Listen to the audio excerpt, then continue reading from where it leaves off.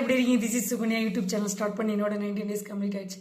என்னோட channel name வந்து உன்னை பற்றி யோசி திங்க் அபவுட் யுவர் செல்ஃப். உங்களுக்கே தெரியும் எந்த ஒரு விஷயத்தை ஸ்டார்ட் பண்ணாலும் this is my mom Padmavati உங்களை நினச்சி தான் ஸ்டார்ட் பண்ணுவேன். இன்றைக்கி நம்ம பார்க்க வேண்டிய விஷயங்கள்லாம் ரொம்ப ரொம்ப இம்பார்ட்டண்டான ஒரு விஷயங்க. So my life guide. So என்னோடய வாழ்க்கைக்கு நான் தான் கைடு. உன்னை பற்றி யோசி think about your self. So உங்கள் லைஃப்க்கு நீங்கள் தான் வந்து கைடுங்க. ஸோ சும்மா லைஃப்பில் இல்லாமல் உங்களுக்குன்னு ஏதாவது ஒரு டேலண்ட் இருந்ததுன்னா அதை வந்து இன்றைக்கே போய்ட்டு இந்த பதிவை பார்த்துட்டு ஸ்டார்ட் பண்ணிவிடுங்க. ஸோ உன்னை பற்றி யோசி திங்க் அபவுட் யுவர் செல்ஃப்.